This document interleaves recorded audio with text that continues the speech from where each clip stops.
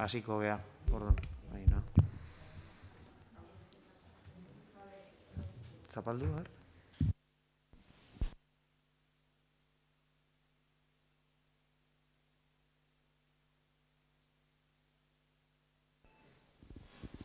Bai. Vale. Bueno, hasiera emango dio orduan ekaineko osoko bilkurai. Lehenengo puntu bezala daukeu apirileko akta onartzea. Norbait zerbait esateko bauke? Ez. Bozkatu ingo dugu orduan aldeko botoak. Hau batez onartzea. Bigarren puntu bezala maiatzeko akta onartu behar da. Zerbait esateko, ez? Ez. Bai. Bozkatu ingo dugu orduan aldeko botoak.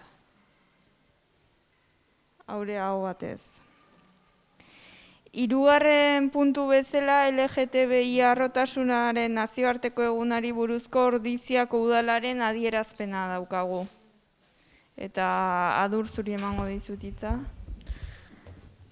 Bai, bueno, ezer baino lehen honekin igual adierazi bai informazio batzordetik eta deialdikin bidali izan adierazpen horri, bai alduguk eta baita ere pesekinakik karpenak egin dizkiotela, emendakinak egin dizkiotela, eta emendakin horiek txertatu diela, bai batak eta bai besteak, eta orduan testua hasierako deialdi hortan bi alduzana aldatu indala.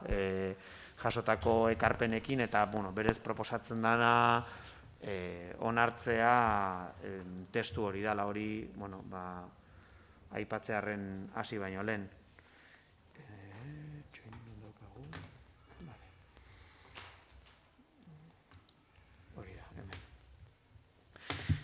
Eta zentzu hortan, nik uste azkenean testu, ez dakit merezi duen, testu nahiko luze xamarra atera zaigu, eta ez dakit osorik irakurtzeak merezi duen, azpimarratuko ditut nik uste garrantzitsunak dien bai nik uste azalpenak eta ekarpenak, eta azkenen, ekainako 28an ospatzen den harrotasun egun horretan, zer ospatzen den, zer den urtemuga eragin zuen Stonewalleko orain dela 52 urte gertatutako gertakizun hori, eta zentzu hortan badaude sigla asko eta batez ere pertsona asko eta bizitzeko modu asko LGTBIQ plus batez ere plus horren atzean, eta azkenean berdintasuna ezberdin izateko eskubidea dala, eta ez denak berdinak izatea. Zentzu hortan, kezka handia eta hola jasotzen da, eta ekarpenekin ere hola jaso da, ze gertatzen den, urruti eta tamalez gertu. Urruti badakigu munduan zehar oraindik ere, zenbait pertsona diren bezala izateko ausardiagatik oraindik heriotzera zigortuak izan daitezkela. Badakigu baita Errusia alde hortan eta Txetxenia eta hainbat ekialdeko herrialdeetan ze gertatzen ari den baita ere, zuzenean komunitateko jendea ehizatzen ari dielako, baina gertuago eta Europar Batasunean ere badakigu Hungariarekin ze gertatzen ari den, ze lege onartu dituzten, eta horrek ere ze eragin izan du, badaude ja 13 herrialdek horren benetan horren kontra altxatu dianak, eta hori ere txertatzea gustatu zaigu. Espainiar estatuan ere bai, egia da jaitsiera bat eman dela gorrotozko eraso horietan, baina jaitsiera ere, eragin hori ere pandemiak ere eragin du, etxean sartuta egon gehalako, baina azkeneko datuak eta batez ere Euskal Herrira eta erkidegora etortzen baldin bagea, azkeneko datuak nik uste azkeneko urte askotan izan ditugun eraso gogorrenak egon dira, kasuan kasu Basaurin gertatu zena, baina pasadan astean Zornotzan ere bai, Eta, zentzu horretan, inoiz baino ezinbestekoagoa dala, adierazpen hau eta gorrotoaren kontrako ekintza hauek gaitzestea. Eta, guzti hori nik uste aurrekari bezala azalduta eta laburtuta, azkenean hau onartzeko proposatzen den puntuak edo adierazpenak, honako hauek dira, ez? Alde batetik lehenengoa LGTBIQ+ mugimenduak hartutako konpromisoa eta egindako lana onartzea, kolektiboaren giza eskubideak aintzat hartzeko lortutako funtsezko aurrerapen gisa. Bigarrena, irmotasunez gaitzestea indarkeria mota guztiak, agerikoak zein ikusi ezinak, bai eta gorroto delituak, diskriminazioa, intolerantzia, humilazioa eta gainerako indarkeriak ere, sexu desirak, sexu eta genero identitateak edo gorputz dibertsitate sexualak bultzatuta, eta LGTBIQ-fobia agresioak eta hilketak erregistratzeko, zenbatzeko, eta horien berri emateko eskumena onartzea, udalerriko gizarte mugimenduekin batera, eta ondoren lortutako informazioa foru aldundiari helaraztea, indarkeria horiek lurralde historikoan duten eraginari buruzko txostenak egin ditzaten. Hirugarrena, LGTBIQ pertsonen aurkako indarkerien aurrean, erakundeen koordinazio arreta eta erantzun publikorako protokoloak diseinatzea eta abian jartzea. Laugarrena, LGTBIQ pertsona guztien erabateko berdintasunaren alde lan egiten jarraitzea, bertako Europako eta nazioarteko ordenamendu juridikoarekin bat etorrita. Bosgarrena, LGTBIQ biztanlerien aurkako gorroto diskurtsoak identifikatzeko mekanismoak ezartzea, eta hainbat eremutan, hizkuntza, kultura, komunikazioa, eta diskurtso hori eta jazarpen eta eraso LGTBIQ-fobikoei aurre egiteko ekintzak bultzatzea. Seigarrena, behar diren neurri eta tresna guztiak bultzatzea, LGTBIQ+ pertsona diskriminatzeko moduei buruzko ezagutzak eskuratzen lagunduko duten eta tratu berdintasunean eta diskriminaziorik ezaren printzipioa lortzen lagunduko dutenak, eta zentzu hortan komunitateko pertsonen eskubideak bermatzeko hainbat neurri aktibatzea, ala nola administrazio formularioan aldaketak egitea binarismoa gainditzeko, aldagelak eta komunak egokitzea instalazio publikoetan, igeriketako publikoetako araudiak egokitzea, eta bar. Zortzigarrena, haurrak eta nerabe transexualak babesteko neurriak ezartzea, bereziki transexualitatea barne hartzen duten hezkidetza prozesuak gizarte eta hezkuntza eragileekin. Behatzigarrena, sexu eta genero disidentziaren gaineko prestakuntza bultzatzea, batez ere langile publiko eta ordezkari politikoentzat, bereziki jendeari arreta emateko eta gizarte eta hezkuntza esparrurako. 10garrena, sentsibilizazio kanpaina feministak egitea, egungo testuinguru sozialera egokituta, epe labur ertain eta motzean, sexo genero dikotomeari, heteronormatibitateari, sexu orientazioaren eta genero identitatearen adierazpen aniztasunari, eta eremu desberdinetan LGTBIQ pertsonenganako indarkeriaren eta diskriminazioaren adierazpen eta forma anitzei buruzko kontzientzia kritikoa hartzea ezartzeko. Zaintzei buruzko lan lindoak aktibatzea ikuspuntu feministatik eta LGTBIQ ikuspegitik, zaintza sare komunitarioekiko, kolektiboekiko eta feministekiko LGTBIQ kolektiboekiko, eta beste gizarte eragile batzuekiko lankidetza sustatuz, besteak beste adinekoak, desgaitasuna dutenak eta gizarte bazterketako egoeran daudenak arreta emateko zerbitzu publikoak berrikustea. Eta ekimen komunitarioak abiaraztea. Zeharka, modu transversalean LGTBIQ kolektiboekin, kolektibo feministekin eta adituekin identifikatutako ekintza guztien diseinu jarraipen eta ebaluaziorako elkarrizketa lotesle eta iraunkorreko espazioak gaitzestea. Eta azkeneko eta 13garrena, aipatu dugun Hungariako kasu horrekin, Ordiziko udalak komunikazio bat zuzenduko dio Europako batzordari urgentziaz Hungariako lege onartuak dakarren sensu orientazioan, identitatean eta genero adierazpenan oinarritutako diskriminazio nabarmenaren aurrean, eskura dituen tresna guztiak erabili ditzan Europar Batasuneko legedia erabat errespetatzen dela bermatzeko, eta zentzu hortan aipatu, pasadan asten Hungariak LGTBIQ komunitateen aurkako lege bat onartu zuela, eta Hungariako gobernuen arabera lege horren helburua pedofiliari aurre egitea dela eta LGTBIQ kolektiboari buruzko hezkuntza gurasoek ematea. Lege horrek, Europar Batasuneko herrialde askorentzat, horien artean Estatua, Espainia, sexu orientazioan, identitatean eta genero adierazpenean oinarritutako diskriminazio modu nabarmena adierazten du, eta beraz, herrialde horientzat merezi du kondenatua izatea, eta proposatzen dena da, Ordiziako udalak ere, 13 herrialde horiekin bat egitea, eta Europar Batzordeari eskatzea esan bezala komunikazio horretan neurriak hartitzala. Eta, bukatzeko, herritar guztiei diskriminazio eta indarkeria mota guztiak baztertzeko deia egitea, eta LGTBI+ mugimenduak gure herri eta hirietan ditutako ekintza guztietan parte hartzera animatzea.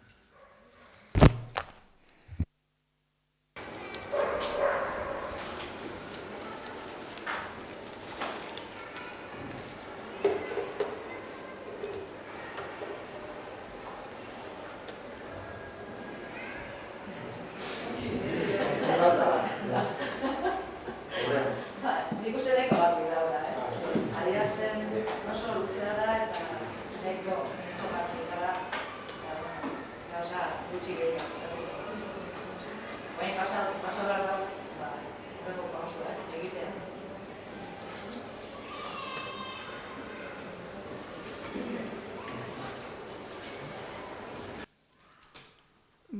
Bozkatuko dugu orduan aldeko botoak, hau bat ez onartzea. Laugarren puntu bezala, Ordiziako aldugu alderdiak aurkeztutako proposamena daukagu infekzioak aerosoloen bidez transmititzeari buruzkoa. Mila, zuri... Bai, bale. Zergatik azalpena. Azken hilabete honetan, ikerketa zientifiko asko probatu dute aerosolak direla SARS-CoV-2 birusaren infekzioa transmititzeko bideri garrantzitsuena.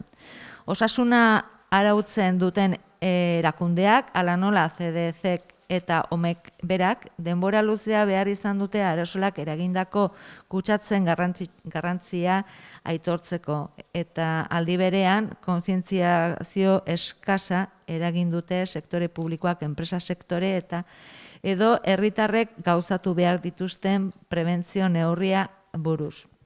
Orain arte, COVID transmititzeko bide nagusia arnas bidea zela uste izan da, txistu eta arnas jariakinen bidez, estu doministikus eta barez, flungeren tanta txiki irizpidearekin, edo baita virusa duten gainean zelikiko kontaktuaren bidez ere fomiteak esaten duenez. Gainean estadistikak ere nahiko zeak dira eta ikusi da, 85% aerosola espazio itxietan luzaroan egotean bidez gerta daitekela. Eta orduan, horren hori guztia dela eta barkatu, une honetan prebentzio planak eguneratzeko aukera hartu behar da kontuan, aerosola kutsatzea eta saiesteko. Izan ere, elementu mikroskopiko horiek, virusa dute COVID-a jatorria eta txistu eta arnaz Jesus jariakinen bidez edatzen diren. Lehen uste zena, baina tamaino handigoarekin. Olako aerosolak dia, bese gainditu aldituzten pertsonan arteko distantzia, hainbeste neurriak ez, eta baita ere neurri horietako batzuk ala nola ozonarekin garbitzea eta desinfektatzeko produktu jakin batzuk, kaltegarriak direla daitezke pertsona batzuen osasunen eragin dituzten albo ondorioekin barkatu sortutako onura urriak barematzen badira. Pandemia hasi zenetik, enpresa sektore ondorio garrantzitsua jasan ditu, gaixotasunaren aurrea egiteko prebentzio neurriak ezarri behar izan direlako, eta hori une-unean eskugarri dagoen informazio zientifiko onenarekin eginda. Zerbitzu publikoak ere berez duten gaitasun murriztu dute. Horregatik prebentzio hobearen bidez, pandemiari aurre egiten lagun dezaken segurtasun tresnako bat da prebentzio planetan sartzea aerosolak sortutako transmisioen gaitasunen berri ematea dute eta une honetan egokienak diren segurtasun neurri guztiak. Eskuen higieniziaz, maskaraz eta pertsonen arteko distantziaz gain, tantaka kutsatzea saiesten baitute, beharrezkoa da une honetan neurri gehigarri batzuk sartzea.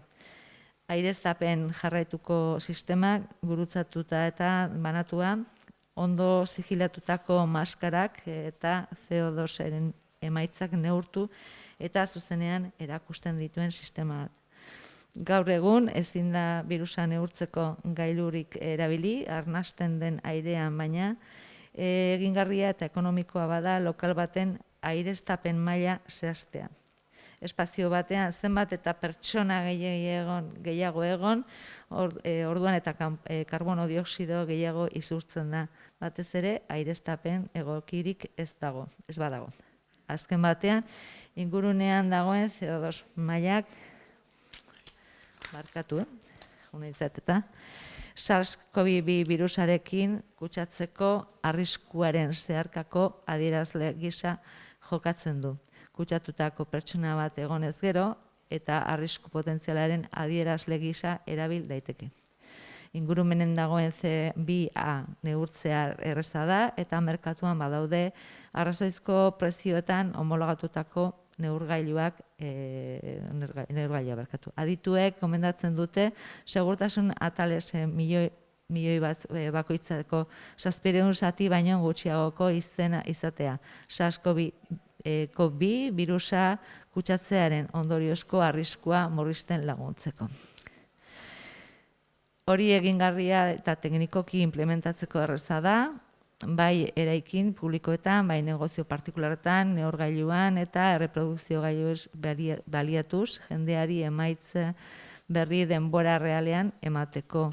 Aireari edo airearen ezetasun erlatiboari buruzko beste aldagai batzuen gaineko informazio ematen zaio modu berean. Aerosolen bidezko transmisioaren prebentziorako gida eguneratu batek eta COVID neurgailuak erabiltzen ohitzeko kanpaina batek besteak beste gure udalerriko lokalak segurtasun objektiboa areagotuko luke eta aldi berean segurtasun indartua emango lieke auzokideei orain arte egiten genituen gizartea, ekonomia eta hezkuntza erabilera asko berreskuratu ahal izateko normaltasun berri bati berrekiteko. Gainera, neurri horiek ez lirateke soilik erabilgarriak izango COVID-erako, baizik eta aerosol transmititzen dien hainbeste arnas infekzio batzuetako ere erabilitzeke gripe kasua. Azaldutako honekin, akordioa eskatzen den akordioa izango da. Incluir la información actualizada y las medidas preventivas necesarias sobre la transmisión de la infección SARS-CoV-2 por aerosol en las guías municipales, de los protocolos de protección. Instalar dispositivos de medida de CO2 y de demostración de resultados en todos los servicios públicos que se prestan en edificios públicos y espacios cerrados como el transporte público. Introducir en los planes municipales de apoyo a la hostelería y otros negocios de titularidad privada las medidas de información y prevención necesarias para la implantación del mismo nivel de seguridad en el comercio local del municipio y acordar con el Departamento de Salud del Gobierno Vasco, dentro de las competencias en mantenimiento de edificios de titularidad local para centros educativos públicos, el establecimiento de las mismas medidas enumeradas en los acuerdos 1 y 2.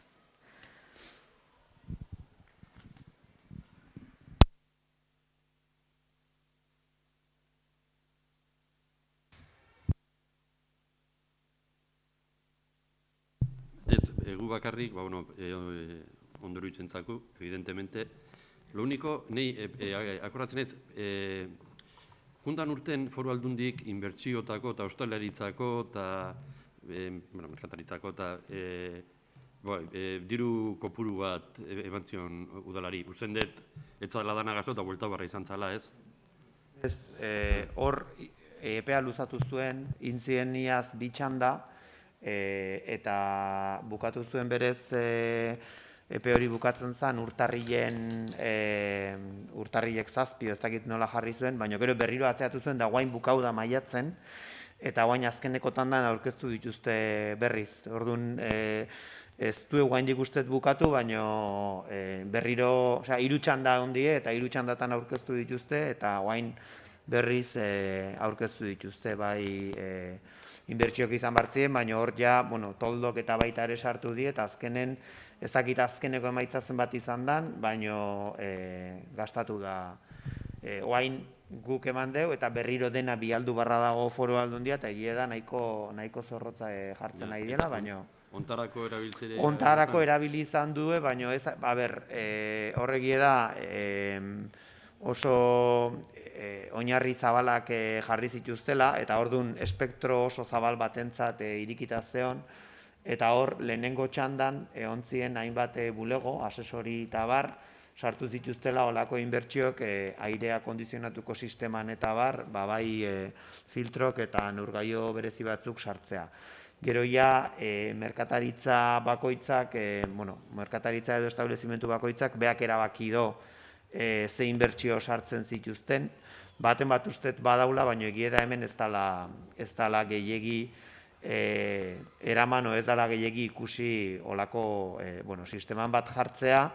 Gu behidatzen nahi gaz, egia da guain gai guztionekin eskaintza asko jasotzen nahi gala batetik eta bestetik, guain enpresa pilo bat haidi olako eskaintzak iten, batzuk inkluso oso teknologikok, baina egia da baita hemen adibidez institutok ja bere kabuz, institutok batez ere txikinak dien geletan eta jarri dituztela, ordizin bertan erosi dituzten aire depuradore txiki batzu di, ez du gehiegi balio eta gorrie jartzen da. CO2 konzentrazioak gainditzen donen maila bat, ventiladore bat bezala da, holako esto txiki bat, airea filtratzen do, airea depuratzen do, garbitzen do, baina erabiltzen da batez ere neurgailu bezala gorrie jartzen danen, baina izaizulako esaten CO2 kantitatea igotzen dela, eta gela hortan ventilazioa edo zerbait gehiago hain barra daukezula pixkat aire garbi esartzeko. Eta orduan guain, aztertu barko da ea super sistema teknologiko hau eta goazen, edo gure herrin dauden dendetan erosi ditzazkeun aparato hauek jarri ditzazkeun bulegotan eta bar, ze azkenen hori da, neurgailu bat esaten dizuna depuratzen doa airea, baina kolorez aldatzen da, gorrie jartzen da, oso nabarmena da. Eta institutok bere kabuz ekimen hori martxan jarri do, eta herriko dendetan gainea erosi dituzte filtroiek, eta guain balantzan ere nik uste aztertu behar degula, ea neurgailuk jarri behar dira, baina ze puntuta ino joan behar gehan ez dakit ze instalazio izugarri itea, edo herrin bertan erosi ditzazkegun olakok kokatzea bulegotan, herrin gastoa egin, eta eraberen ja eduki indikadore bat esango diguna airea noiz dagoen biziatuta.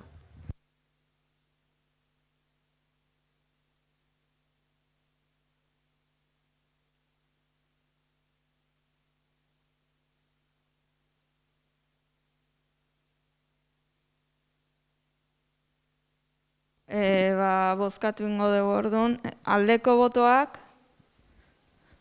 hau batez onartzea. Bosgarren puntu bezala Ordiziako PS alderdiak aurkeztutako proposamena daukagu Ordizian ibilgailu elektrikoak ezartzeari buruzkoa.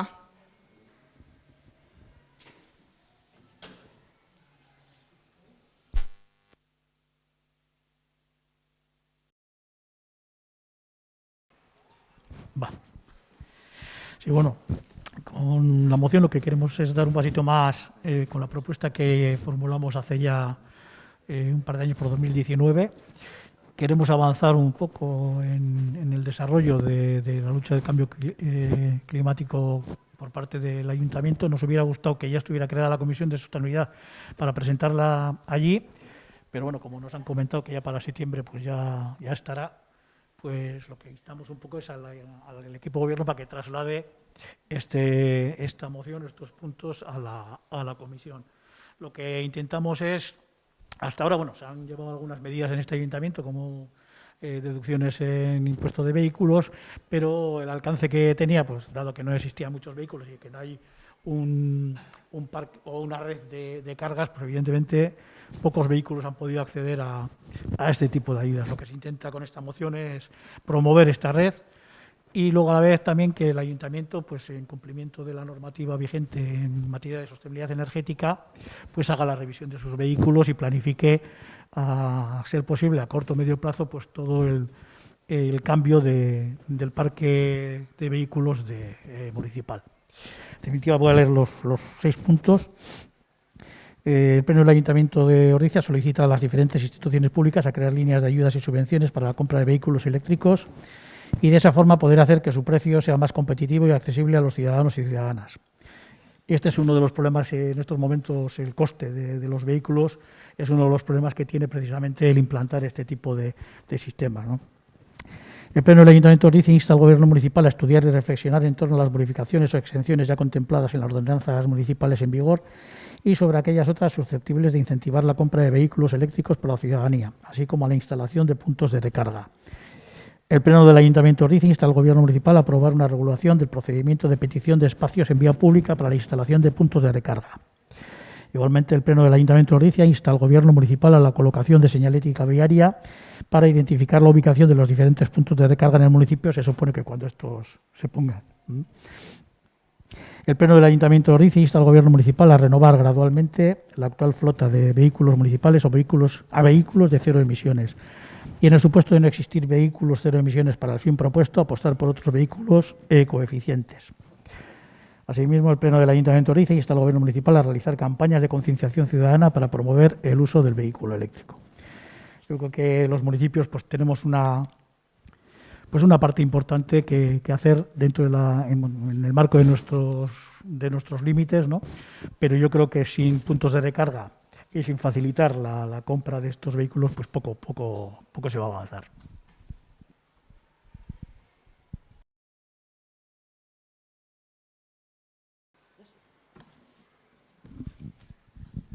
Kuba dauke zer esateko, baina zuek zer. Bueno, a ver, nosotros consideramos que efectivamente la medida es muy bonita, pero que no nos podemos equivocar, ¿no? Que es la medida apetecible, pero que obvia algo que es tan importante como la necesidad de acometer de manera integral con la opción de medidas que entran en el fondo del asunto, ¿no? Y es un problema tan importante como el de la contaminación y el de no consumir o consumir menos posible y igual de una mejor manera de mejorar nuestros recursos, ¿no? O sea, menos gasto, con un gasto mucho más responsable. Bueno, al fin y al cabo, hablamos de sostenibilidad y algo mucho más profundo, ¿no? Mimar y conservar nuestro planeta, que no es solo porque tengamos uno, sino porque además no es nuestro, y dejar de hacer nuestras pues esas necesidades que nos creamos a nosotros mismos como el centro del universo, ¿no? Y es hora de darle a eso también la vuelta. Entonces, nos quedamos un poco en la superficie con esta medida. Nosotros entendemos que no debemos de promover el uso del vehículo eléctrico, ¿no? Sino que debemos de proponer un buen medio de transporte público sostenible y en todos los casos, si fuese necesario el individual, bueno, pues estamos en una comarca que, bueno, pues que tampoco estaría mal el uso de bicicletas de protección pública que, bueno, pues que en otras ciudades y municipios se han utilizado con las tarjetas fantásticas que hay, ¿no? Y quizás en paralelo también proveer algunos de aquellos puntos que se piden en esta moción, ¿no? Para aquellos que realmente sí se pueden pagar un vehículo con sus medios, ¿no? Para aquellos que puedan, que consideramos de alguna forma, entre comillas, hoy día como privilegiados, ¿no? Aunque también efectivamente se deben de tomar esas medidas para promover algo, por lo menos que se modifique. Nosotros sí que siempre hemos propuesto una modificación de los vehículos de combustión fósil a los eléctricos o a los que pudieran ser más correspondientes, pero sin embargo nos hemos encontrado con la oposición incluso del PSOE, por ejemplo, en esa sieta hacia ello, ¿no? Entonces, bueno, tener un poco en cuenta estas contradicciones tampoco no estaría mal. Entendemos que bueno, que parece que es una moción que es eso, salir otra vez en una foto que vende muy mucho. Y bueno, pues salir en prensa con estas magníficas medidas, ¿no? Pero que, como ya hemos dicho antes, no entramos en el fondo del asunto y bueno, consideramos que hay que entrar más ahí. Por eso sí que estamos a una contigo, Iñaki, y es que esto se debe de mirar de un estudio mucho más profundo, mucho más general, mucho más global en la propia comisión o la mesa de sostenibilidad. Y bueno, pues si se entiende que este es uno de los puntos a los que habría que ir o medida, pues adelante. Pero bueno, como uno más, y no otra cosa. Pero bueno, pues como nos parece que también es importante el que surjan ideas de este tipo, pues vamos a apoyar la moción, intentando el fondo del asunto, pero que quede constancia de todas estas cosas que hemos dicho. Bueno, yo pienso que en la Mancomunidad Sasieta el Partido Socialista no está representado el Ayuntamiento de Zumárraga y poco más, que igual la realidad suya es diferente. Pues en Sasieta, desde luego, no creo que esté el Partido Socialista, porque las representaciones son municipales, aunque haya gente que sea del Partido Socialista. Pero otro lado, yo también estoy de acuerdo en que el tema es mucho más general, tiene que ser mucho más ambicioso, tiene que ser mucho más amplio, y por eso presentamos en 2019 toda una batería al equipo de gobierno para que estudiaran un montón de opciones que hay y sobre todo para que sirviera o para que fuera ejemplo ante la ciudadanía y ante diferentes organizaciones e instituciones de la comarca en esa lucha contra el cambio climático, ¿no? Y ahí sí presentamos toda una batería de medidas, no solamente con los vehículos, que sabemos que es pues, un puntito, un granito en toda esta playa o este desierto que estamos transitando, ¿no? En ese sentido, bueno, en la Comisión de Sostenibilidad en su momento también trasladaremos nuestras propuestas globales y como creo que compartimos esa generalidad, esa gran o ambicioso proyecto de lucha contra el cambio climático, espero que lleguemos a acuerdos sustanciales, cuando menos.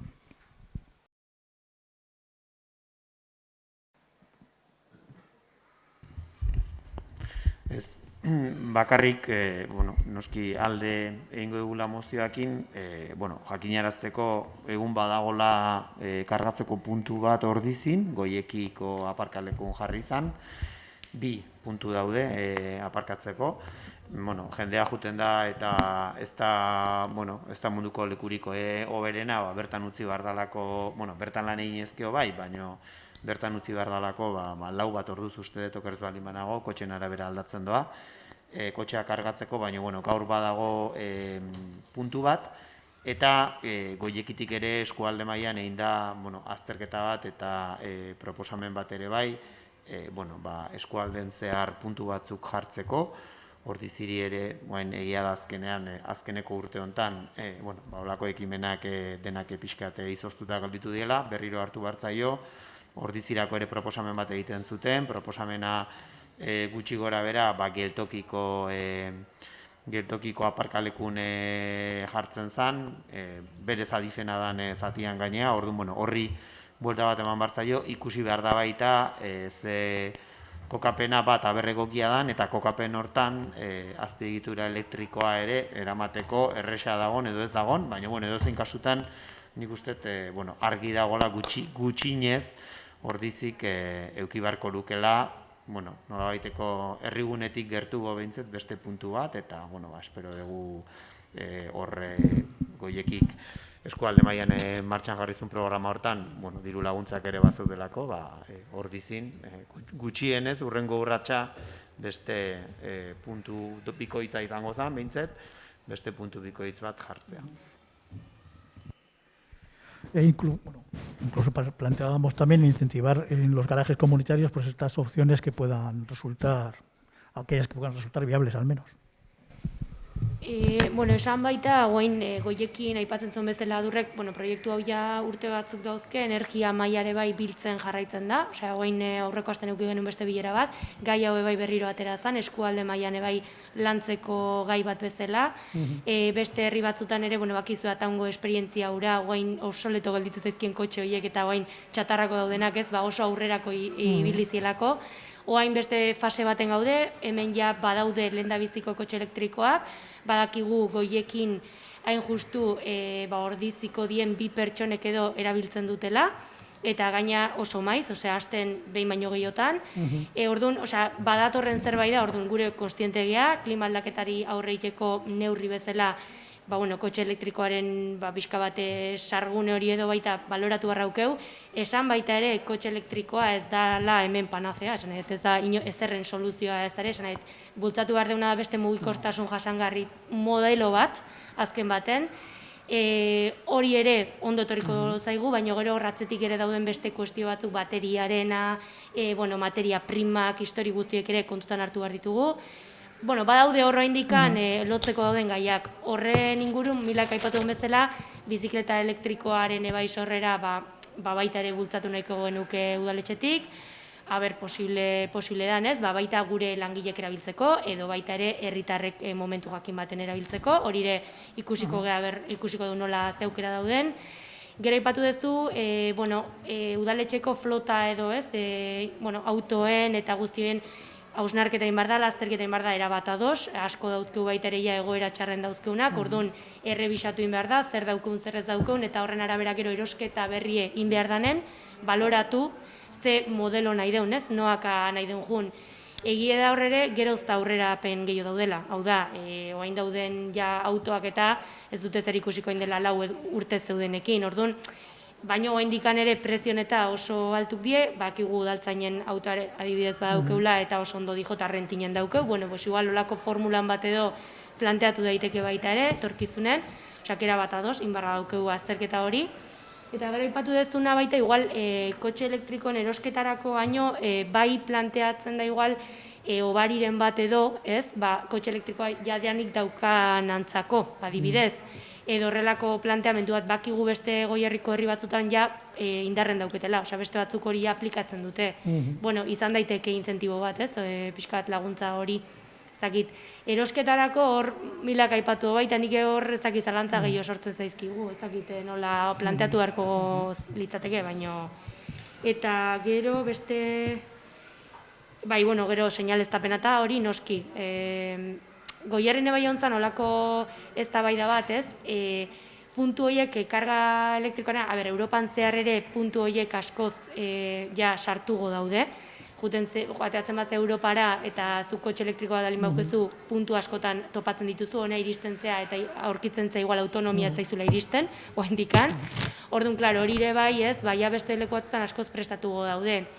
Orduan hemen, planteatu zango Goierrin, turismoari begira, guri begira, osea, oaindikan hor daita da olako, orduan, nik uste bai pausok ematen jun bargala, ze aukerak eman bartizkeztu jendei bestela ez da hoiteik, baina, pixkat guk lanketa hori baita indeula eta hortan gaudela. Eta jasangarritasun batzorden, iraileko bilera lehenengoa izango da, ja planteatuko dugu gai ausartzeko. Mugikortasun asteare bai iraien da, eta, igual baita ere izan daiteke momentue, zerbait planteatzeko, justu ibiliko gara, baina,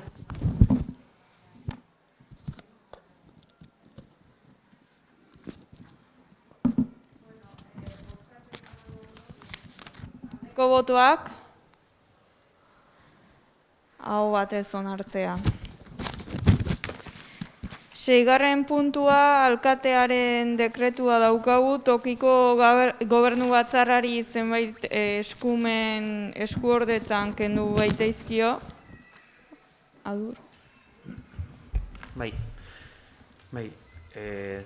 Bere garaian alkatearenak dian eskumenak, eskumen desente tokiko gobernu batzordeari eskuordetu zitzaizkion, eta, zentzu hortan, horietan, bazegon kontratazioko espedientean hasiera hori tokiko gobernu batzordean izatea, Eta egia da horrek bai idazkaritzatik, zerbitzu juridikoetatik azkenen eskatu zaigu, pixka bat zaitasun asko eragiten dizkiela 15 behin biltzen dan tokiko gobernu batzorde horren arabera onartu behar izatea eta egin behar izan dira horrelako dekretu bidezko onarpen batzuk eta azkenean kontratazio asko lotuta goten dialako baita ere, gero diru laguntzekin, data konkretu batzuekin, eta zentzu hortan eskatu da eskumen hori, tokiko gobernu batzordeari eskuordetze hori iraungitzea edo bertan bera uztea, eta berriro alkatetzak kudeatzea, azkartasun eta eraginkortasun hori bermatzeko, eta zentzu hortan alkatearen adien eskumenak eskuordetzen dienen eta tokiko gobernu batzordean ematen zaizkionen edo kentzen zaizkionen horrek eskatzen du, nahiz eta dekretu bidez hartutako erabaki badan, okerrez palimanago gainoa, eskatzen du kontu eman behar dela, eta zentzu hortan hori da dekretu hontan adierazten dena, eta baita ere jarraipen bat izateko zeintzuk dian bat kentzen da, nahiz eta bat kendu zeintzuk dian horre tokiko gobernu batzordean eskuordetuta daudenak, dekretuan jarraitzen dira eta aipatzen dira hemendik bera, zeintzuk dian alkatearenak dian eskumen horiek eta oraindik jarraitzen dutenak delegatuta tokiko gobernu batzordean. 7. puntu bezala, maiatzean zehar alkatetzak sinatutako dekretuen berri ematea daukagu.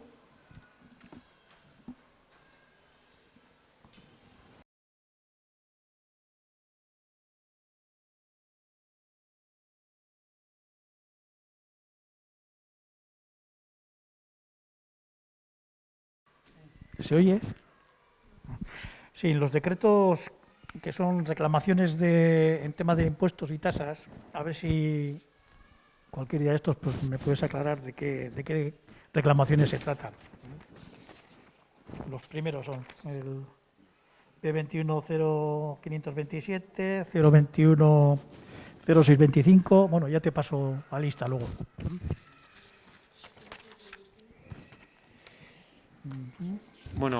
Pasatu, Iñaki Zergetan erreklamazioak bai pasatu dira IBIarenak eta ondasunen gaineko zerga pasatu da, eta badaude hainbat zerga titular aldaketak egon dielako, izan daiteke etxebizitza hutsa dalako, esan nahi dut hor oain ofizioz zerga bakoitza pasatzen danen hainbat erreklamazio asko esan nahi dut hobesten dira, titularra aldatu dalako eta ez dalako komunikatu, esan nahi dut izan daiteke, zein kasutan pasa eta esango dizut zeintzuk dian. Luego el B210634 en la página 6 de 8. Ingeraren berri ematea. Hay un reparo ahí del 3 de 2021.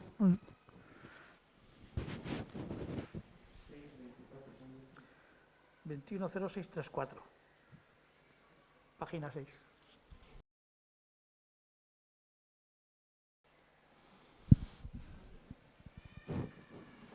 Ingerak dira plenora etortzen dienak, nik uste hori, guaintxen ibaztu behiratuko dugu, baina 0634... Ya, no sé.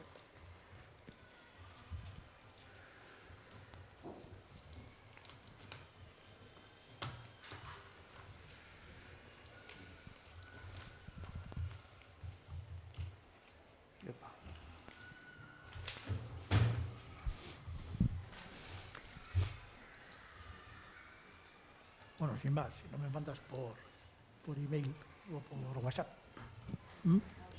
Hau da, plenora etortzen da ingera, kontratuen gaur, de hecho da, konturatzen baldin bazea, kontu hartzaileak egindako maiatzeko kontratuei dagokien ingeren berri ematea, urrengo puntukoa da, bi hilabetean behin, hilabetero ez da egiten, baina Mikelek aurretik etzan egiten, baina Mikelek hartu zuen ohitura hortan, justo da 8. puntua. 634 hau da, fijatzen baldin bazea espedientean 2021/003 da gai ordenean urrengo puntue. Hori da. Sí, no, sí, pero pasa que no sabía la referencia esa que había ahí. Vale, vale.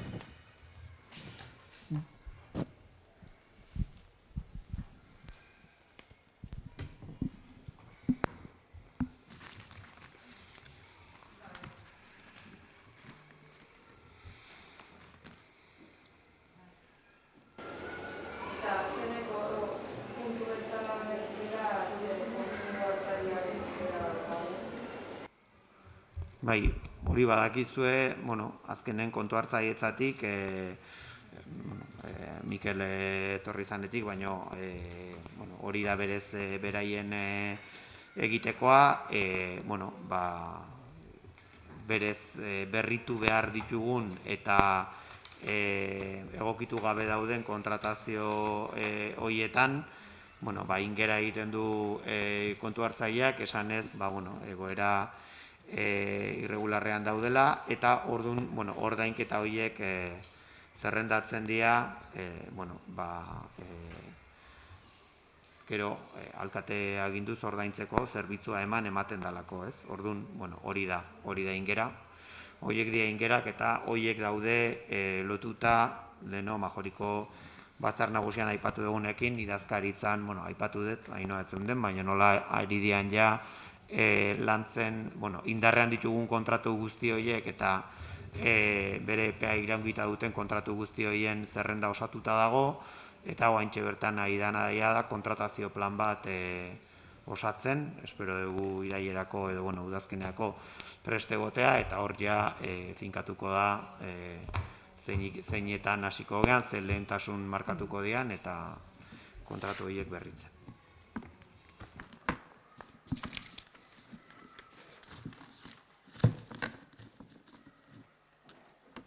Bederatzi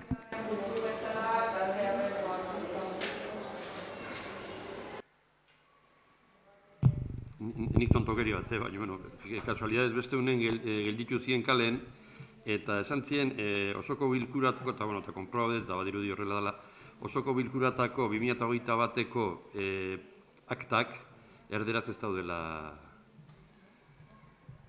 Hor, abisatu diogu ja, esan diogu hor leheno automatikoki egiten zuten eta hemendik igotzen ziren eta ACV-koekin eta, bueno, webgunea berritu dute, zarra zeramaten berdinak dira, baina hor batetik bestera aldatzerakoan dokumentu batzuk ez dituzte jarri eta galdu india, eta guain ere, bueno, aurrekoan harremanetan esanien jartzeko, bai idazkaritzatik eta ACV-tik, zuzenen igotzen juteko, ze fantazian gaina igotzea. Gaztelerazko ona esango diet, baina hor daude guain eguneratzen, ze aktak ere faltazien, bi arazo zeuden, zeuden igo gabe, eta hori orain espero dut ja txukunduko dutela. Hala ere dozen kasutan esango diet, euskeraz daudela eta gazteleraz ez. Berez, bueno, normalean dokumentua guain ja hola egiten da, bizutabetan. Orduan igual, bueno, galdetuko diet, baina ez die egiten bi dokumentu esan nahi dute, dokumentu bakarren onartzen danen ja, garai baten iten zan, baina hemen ikusten duzu akta juten dela ja, dokumentu bakarra da bi hizkuntzetan. Orduan, bueno, esango diet behiratzeko, baina printzipioz dokumentu bakarra da, alare, abisu. Sí, pero bueno, no solamente 2021, hace ya meses que te trasladé el tema, perdón, acostumbrado ya al pinganillo este. Bueno, no. Sí, que hace meses ya te trasladé el tema y sigue igual, O sea, que el que quiera acceder a las actas en castellano tiene que entrar por las de euskera, con lo cual pues yo creo que hay que limar un poquito ese tema.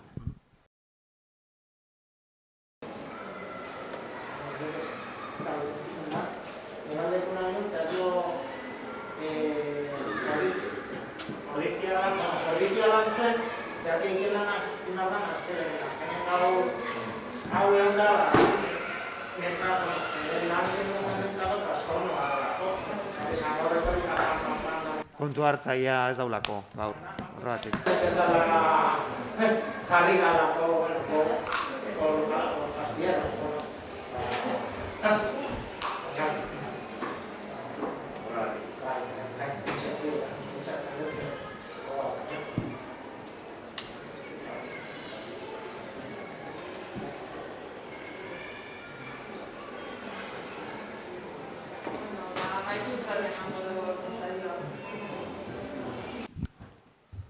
Eskerrik asko.